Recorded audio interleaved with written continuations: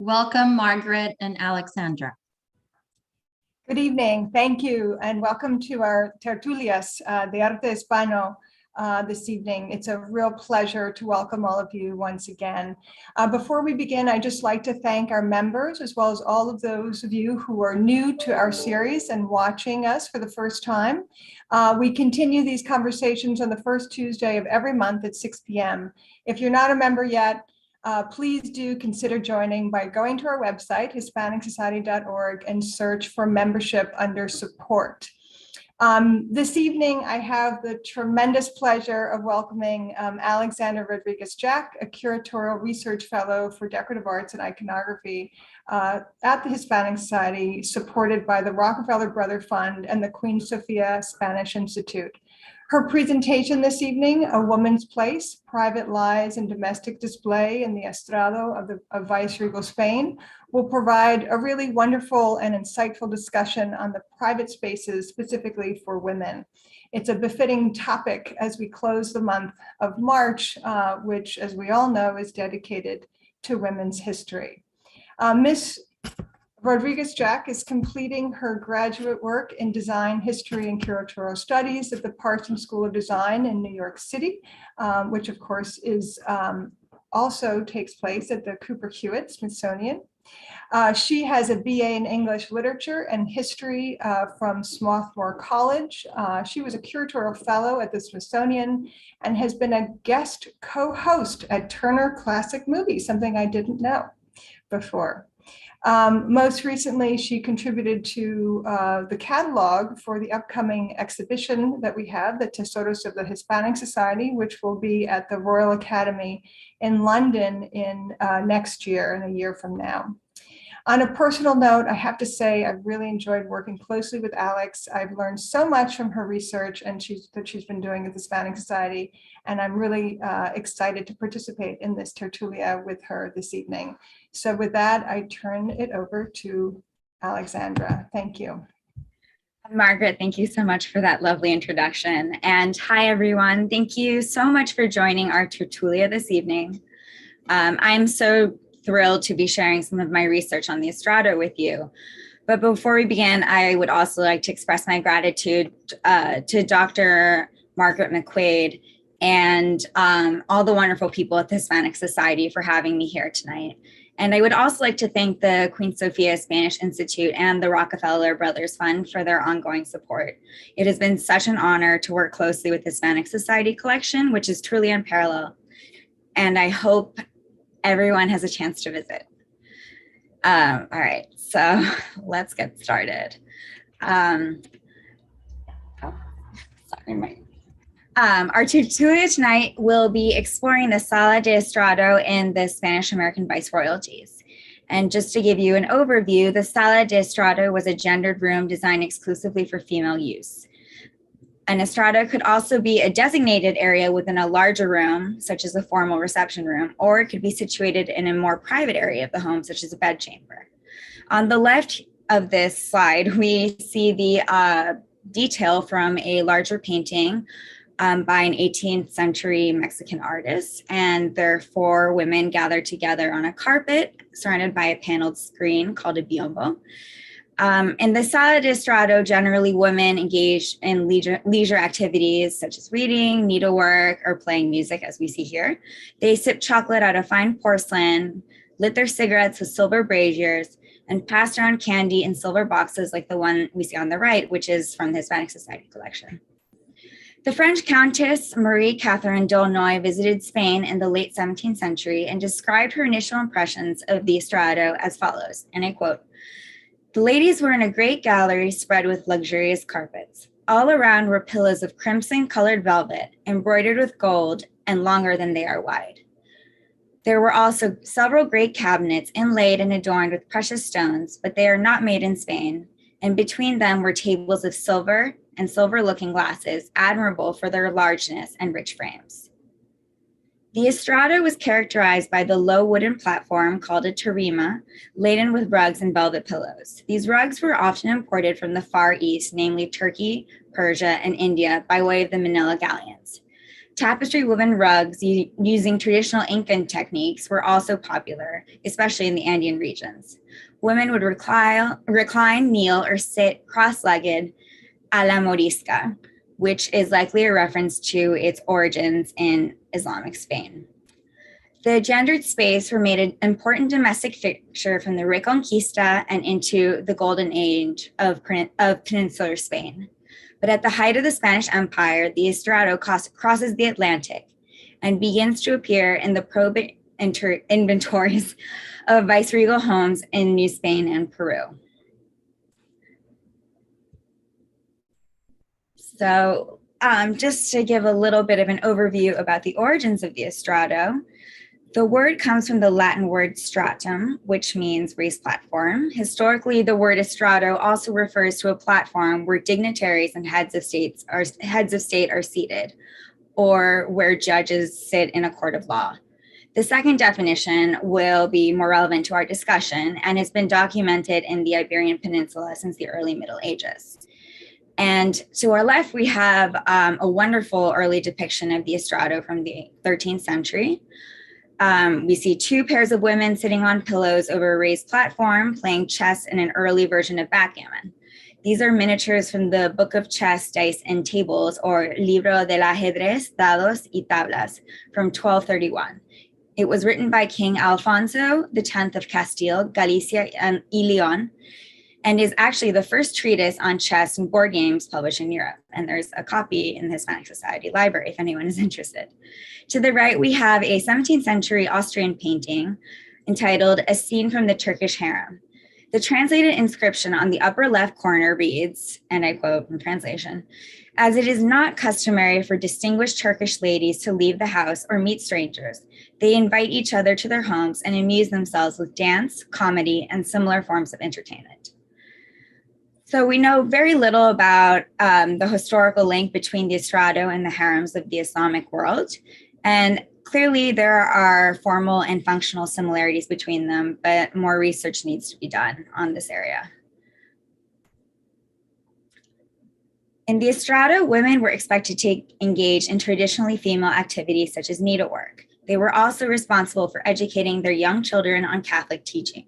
While they could also entertain visitors, male visitors could only enter by special invitation.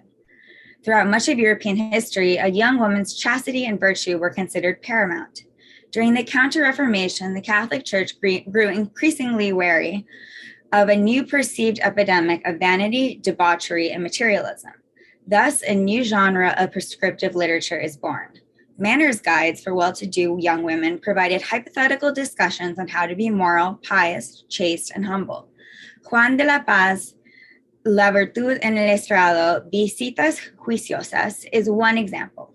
The overbearing conversational tone was apparently meant to appeal to the wealthy young women and discourage them from so-called sinful behaviors.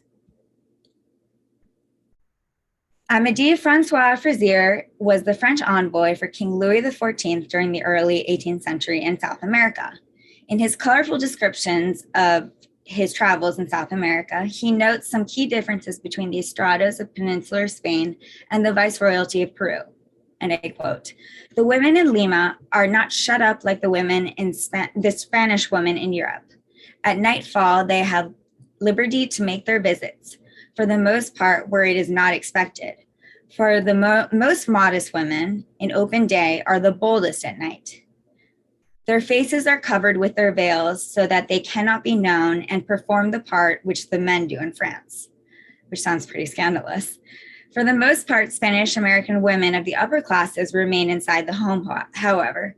If they entered the public sphere, they would be accompanied by a servant or a small retinue, depending on the destination. Women who left home generally did so because they had no other choice. They had to work. However, it is important to also note that women in Spain and Latin America could inherit property and noble titles, which was unusual for Europe at the time. So some women would manage their husband's estate if they were away traveling, if they were merchants or soldiers, and women who became widows would take over their jobs essentially and were able to become unofficial master craftsmen and own property. And so there was a degree of independence that is generally unexpected for this period. Education, including moral and religious education, was an essential part of the Spanish Estrado. Music education and private performances in the home became a way for genteel ladies to signal their wealth and status in France, as well as in the Spanish Americas. On the left, we have Sor Juana Inés de la Cruz, who lived in Mexico during the second half of the 17th century. Generally speaking, well-to-do young women in the Spanish viceroyalties had two options: marry or join a convent. In her late teens, Juana Inés de la Cruz chose the latter. She would become a prolific writer, writing both secular and religious texts and philosophical treatises. In colonial Latin America, a large percentage of literate women could not write, as reading the Bible was of paramount importance. Writing furniture, somewhat ironically, was considered to be a prestige object in both Spain and the Americas.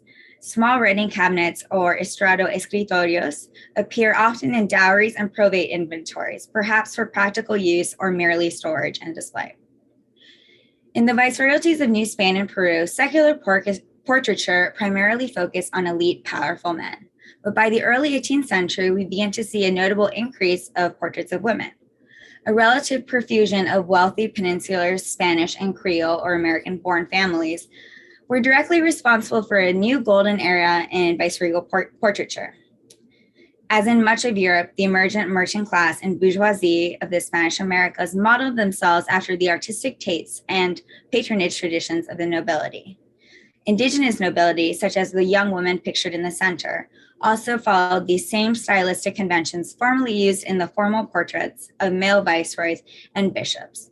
And on the right, we see a painting of a young woman next to a harpsichord or a clavichord, and she's gesturing towards the sheet of music. And there is a theory that she actually was the composer of that music. So it's interesting to have that sort of creativity during this period as well. That is considered a form of prestige that it would be depicted in a formal portrait. So here I have two floor plans from an architectural treatise published in Spain during the late 18th century. On the right, we have a more modest home with only one estrado, which is in the bottom right corner. On the left, in the floor plan on the left, we see a larger home with two estrados. The existence of two estrados in the same home suggests one was likely for public use, situated in the formal reception areas of the home, which would be to the left. The estrado on the right was likely for private use and was adjacent to the dressing room, bathroom, and bedchamber. In the 18th century, we see the divide between public and private becomes increasingly pronounced. And one quick thing I would want to note about these floor plans is that the printing press of this architectural treatise was actually run by a woman in Madrid, a widow, who took control of her husband's workshop after his death. So another example of women working outside of the home. So the biombo had both aesthetic and practical appeal. The biombo was a type of screen, and the word comes from the Japanese word biobo, because it offered protection from the wind and drafts during the winter, as well as much needed privacy. The biombo is believed to have been inspired by imported screens from Japan and China, from the Manila galleons early between the trade of Asia and the Americas. The rodestrado, which is a type of biombo, was shorter and identifiable by its many leaves, which shielded the women while sitting on the estrado platform. They would be seated on the floor essentially, so they had to be lower and longer in order to cover the women more thoroughly. And fortunately, a number of richly decorated biombos survive to this day. And here we have this spectacular rodestrado, which essentially captures the French tradition of the fête galante, and it depicts a tertulia in a country estate. Genre scenes such as this were extremely popular motif on rodestrados, and I believe it counters the widely held assumption that women were perpetually kept trapped in their homes, because you see sort of these social engagements that were very popular in France in the period, with this bucolic scene outdoors with the idealized garden. So I think it's a very modern take on the possibilities that the Estrado offered. So one of my favorite things that I learned when researching the Estrado was that the specific type of furniture that was produced for this space is often referred to as muebles ratones, which literally means mouse furniture. The Estrado furniture was designed to be diminutive in scale and low enough so that women could access them while seated on the Estrado platform. They would be used comfortably while cross-legged on the floor or even in a reclining position on pillows. And these muebles de ratones emulated the same popular styles of standard size furniture that we see produced during this period, and hardly immune to the vagaries of shifting tastes and decorative styles. So you see a lot of different types, especially during the 18th century. On the left, we have a very rare piece of Estrado furniture made of solid silver from Alto Peru, and it has a beautiful lace trim, cabriole legs, and claw and ball feet, which is reflective of a lot of the furniture styles that were coming from Europe at this time, but with a very distinctive Peruvian flair. And on the right, we have a low mahogany table from Buenos Aires in the popular Chippendale style, of course, introduced by Thomas Chippendale in England. Increased trade with England and France, as well as increased access to ornamental drawings and prints, made this style, sometimes called Reina Ana or Queen Anne, immensely popular throughout the Americas. In addition, the profusion of mahogany wood and its durability in humid climates added to the popularity of having the exposed grain wood.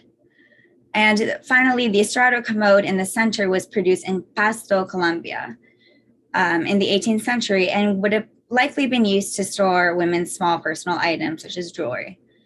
In the Spanish Americas, there are two prominent lacquer traditions which emerged from pre-Hispanic indigenous techniques and materials. Without going too much into it, the first lacquer type was produced in Mexico and often features polychrome painted decoration on local adaptations of European forms. But we know less about this particular type, which is the second type known as barniz de pasto, which emerged from parts of what is now Colombia, Ecuador, and Peru. And barniz de pasto is interesting because it was made using a flexible translucent resin that was derived from the leaf buds of the mopa mopa tree and essentially stretched over in many layers. And it was a very elaborate process, but the final product was a glossy surface with a water-resistant coating. And the commode references Japanese and Chinese decorative elements from textiles or porcelain, which are characteristically combined with flora and fauna native to the Americas as well as Asia. In period inventories, we are often finding Estrado furniture, which is listed among standard home items like chairs, stools, writing desks, but it is specified as silla de estrado, mesa de estrado. And oftentimes you also see the diminutive version of these furniture forms described, like mesita, bufetillo, bufetico.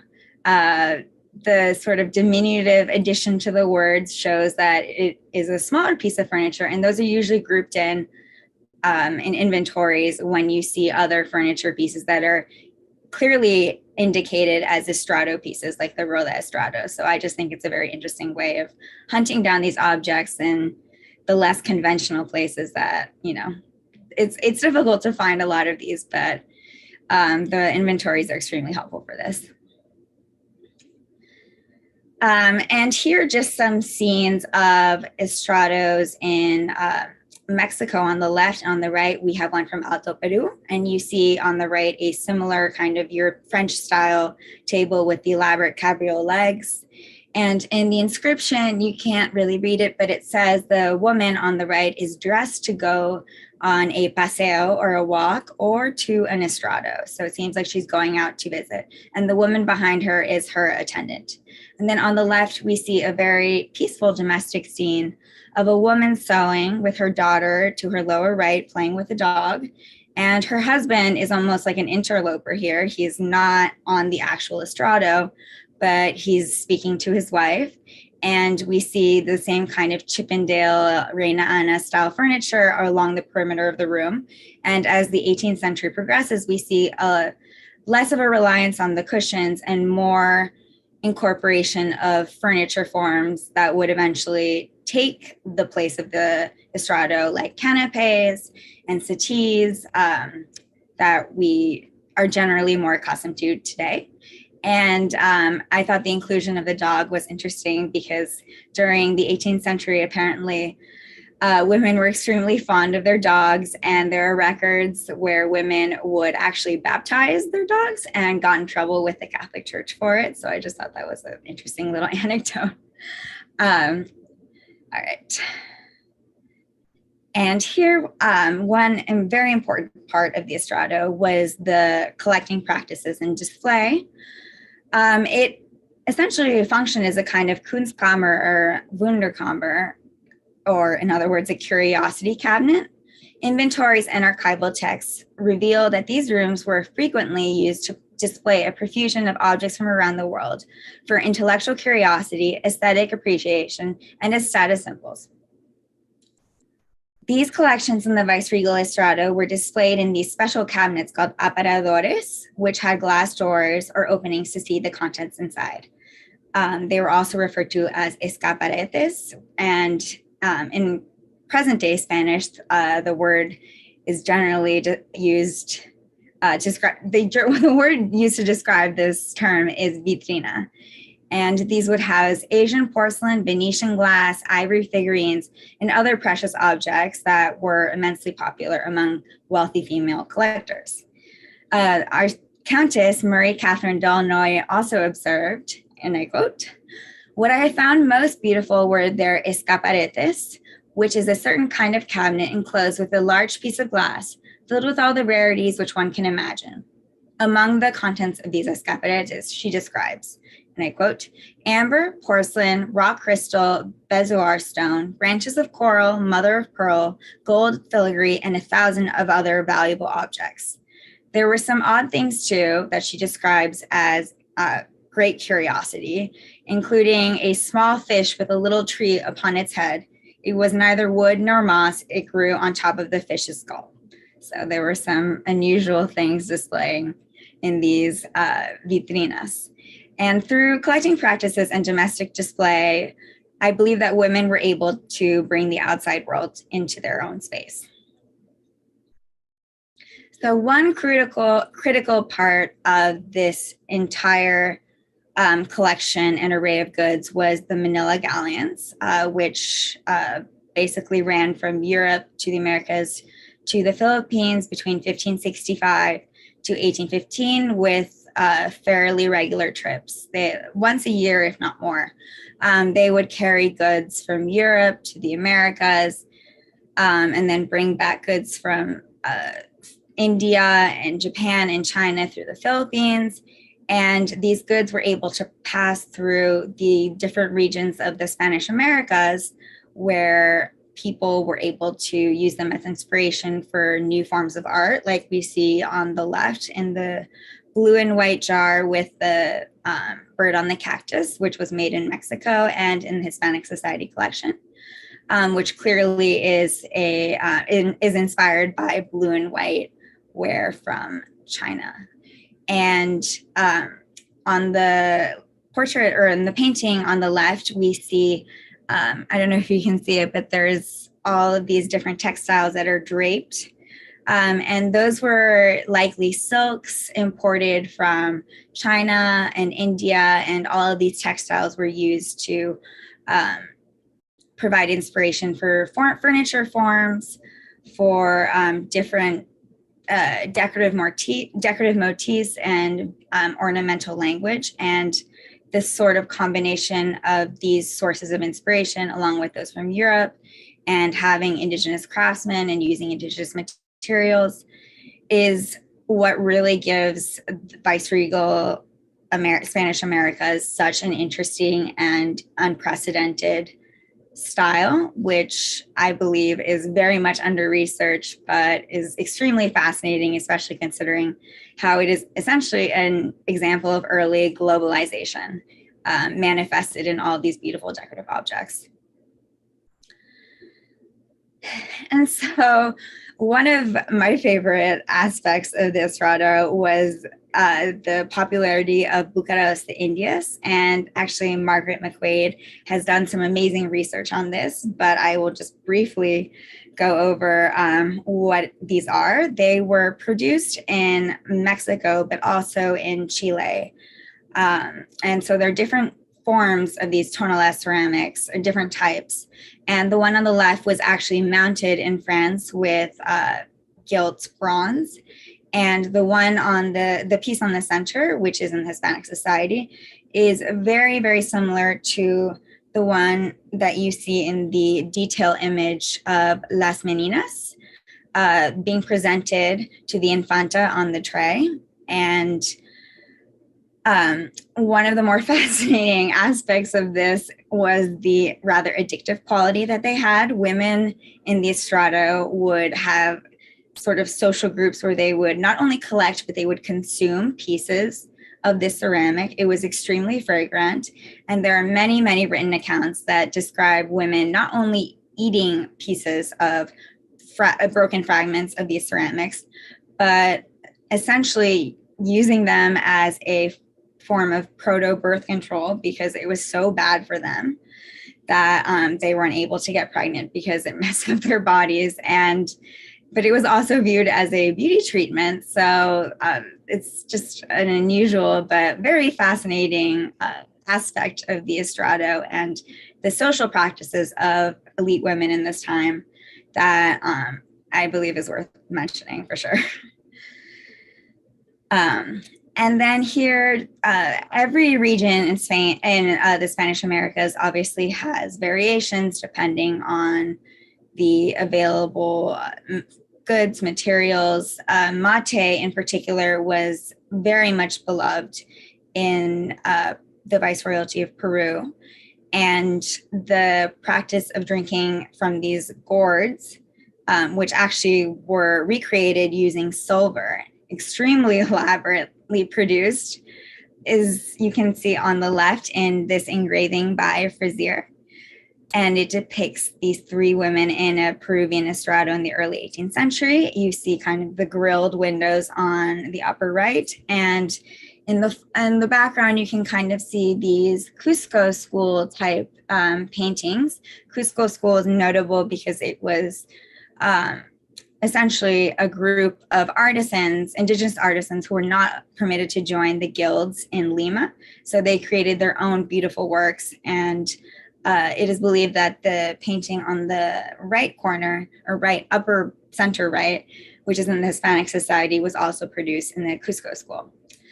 And the container right below the painting for yerba mate has this sort of very popular zoomorphic form, and clearly resembles some of the decoration coming from Europe at the time, especially the Rococo style, which was likely adapted from engravings. And you see sort of the gilding and the lock and key and the cabriole legs with the little tiny claw and ball feet. So it's just one of the incredible and intricately produced pieces of silver that were produced by craftsmen in Latin America. And on the right is another popular form of a hot water kettle in the form of a lion. The crowned lion was generally assumed to represent the imperial Spanish crown. But again, these zoomorphic functional objects were extremely popular in the Viceroyalty of Peru, and the quantity of silver from the Potosi mines was so great that a lot of everyday objects were produced in silver, which proved quite shocking for travelers from Europe who were documenting this at the time. It was very scandalous for them to see so much wealth in such a widespread area that would have never been conceivable in Europe. And the point of this hot water kettle is you would insert these coals and it would keep the water warm for your mate. And it would be obviously much more convenient than using a kettle on a hot stove, which probably would have not been an option during this period. And there were also different versions of braziers that of similar designs that would perfume the air and also provide warmth, also using the same kind of coal mechanism with this perforation in silver zoomorphic objects. And here are just a few more objects from the Hispanic society, which would have likely been displayed in the Estrado, generally these smaller pieces that would have been collected by women during this period, particularly objects made of mother of pearl, tortoise shell, objects made of silver, and the architectural treatise that I mentioned before mentioned that these estrados should be lit very profusely from lights from patio, and if that was not an option, they should have lots of gilding, lots of silver, light colored walls, and many mirrors, which are also referred to as cornucopias, just to create a pleasant environment.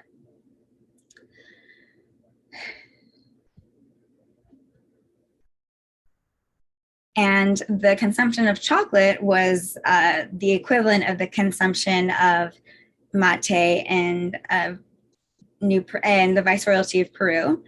Of course, as we all know, the chocolate had been long cultivated by the Aztecs in what is now Mexico, and it became extremely popular around the world. And the manzanilla was this specialized sort of form where you would have this little cup called the jicara and pour the chocolate in, and you would put it in this little, almost like a little basket.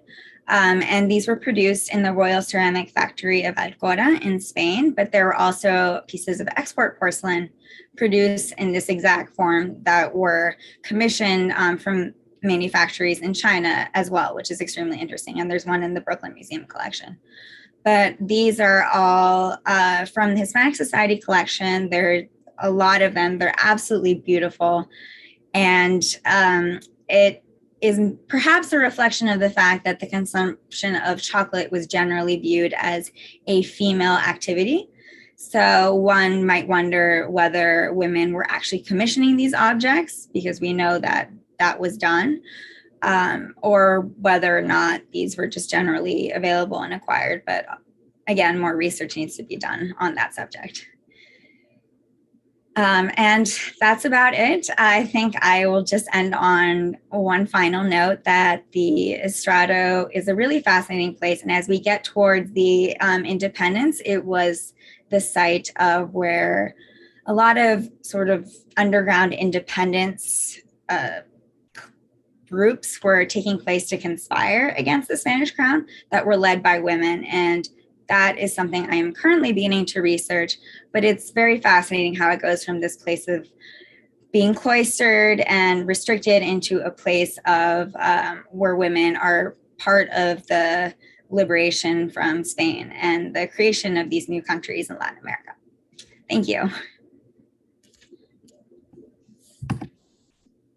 Thank you, Alex. That was really fantastic and such a fascinating subject. And I particularly love how you put context to many of the pieces that we've all studied and try to understand, but to be able to situate them in a space and in a place where they were used really provides the kind of insight that I think we're all looking for. So it's really fantastic.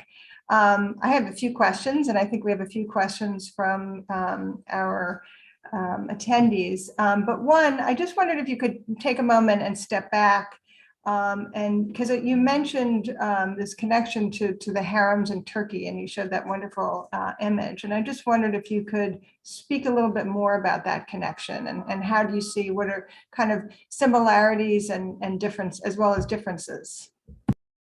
Of course, that is actually something I am very much interested in. If maybe I'll share my screen, and I have some images that might be helpful for this. Let's see. One moment. Okay.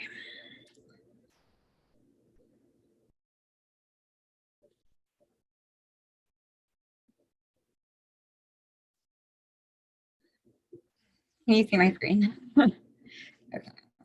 go through these really quickly. So there is definitely a tradition in Western Europe of eroticizing the harem. So I think that is conflated with the true history of the harem, which I think is important to keep in mind.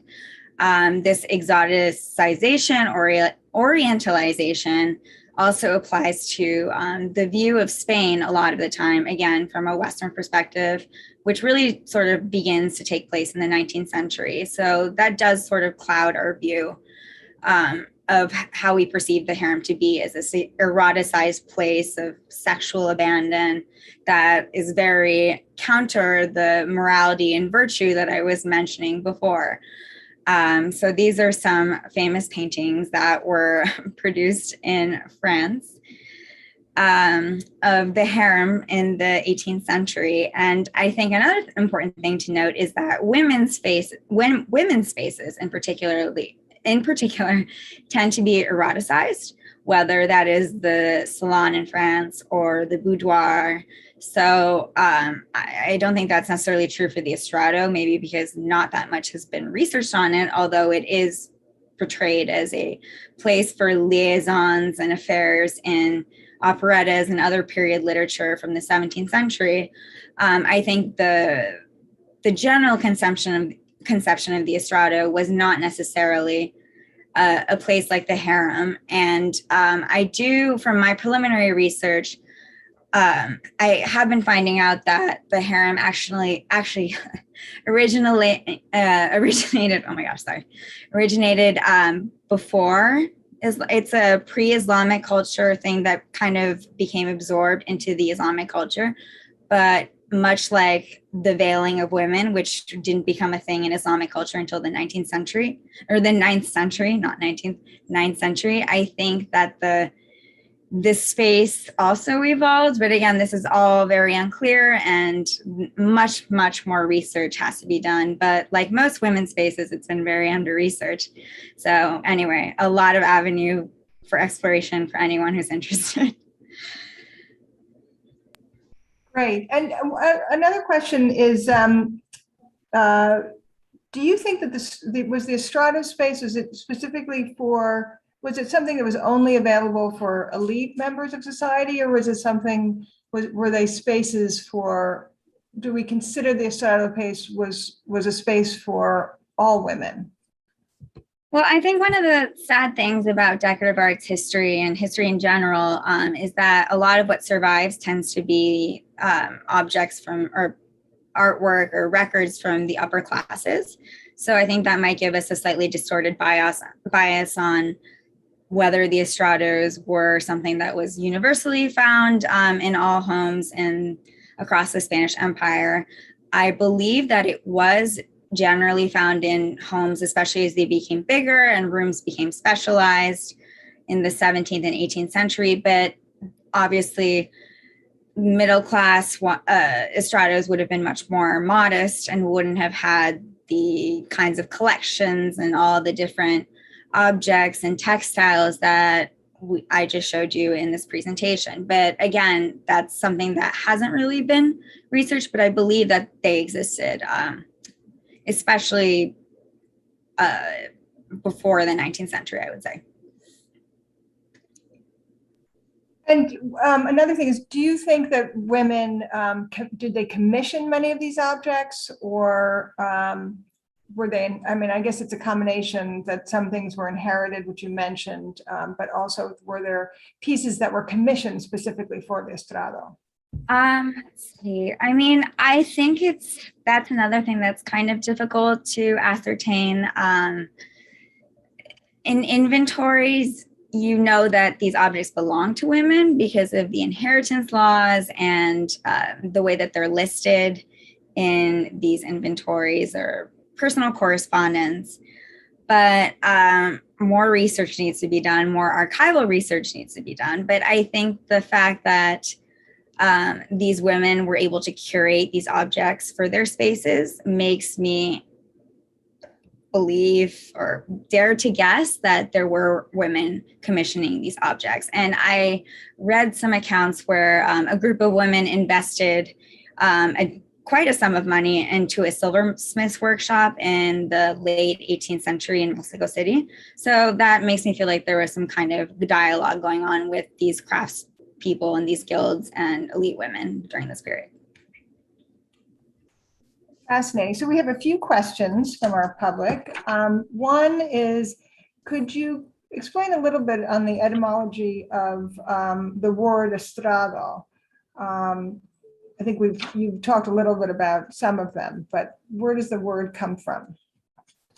Well, my mom is a native Spanish speaker, and she did not know that the Estrado had the definition of that I'm describing today in this presentation. I think the contemporary use of the term has definitely evolved into something that generally refers to a political platform or, something related to that kind of sphere, and definitely not a place in the home that's gendered towards women. However, I actually was speaking with a colleague at the Hispanic Society who was looking to purchase a home in Puerto Rico, and she mentioned her real estate agent mentioned having this extra room as an estrado, which she had never heard of, and she described it essentially as an equivalent of a man cave. So I just thought that was really interesting that it's still being used in present day context, but I believe that the general use of the term has been well established in dictionaries that were published in Madrid since, I would say, like at least the 15th century. So, but it's interesting that it's still kind of popping up in a similar way that it was used back then. So fascinating, bringing that in today, especially with these types of terms. Okay, here's another question. Could you explain the difference, if there is one, between the estrado in a religious setting and a domestic setting, and also discuss kind of how it relates to women's education? And I think that's about it. Well, I would say that the mobility of the estrado obviously was probably, or the ability to leave the estrado was much easier than being cloistered in a convent. However, as far as educational opportunities and the opportunity to learn a craft or, produce those, the talavera ceramics and beautiful needlework, and to read and learn to write was probably better in the convents of this period. It actually was a fairly desirable option for women of a certain age who might not have enough money for a dowry, but were well off and high enough in society that they were able to enter these convents. And it's interesting that the convents were also extremely stratified, like general society, based on race, based on ethnicity, and based on social class. So again, I think that also meant differences in terms of your opportunities to, do your own thing, opportunities to learn, opportunities to be in the public sphere. So it's very interesting though, because there are definitely parallels between the convents and these kind of protected women's spaces. Excellent.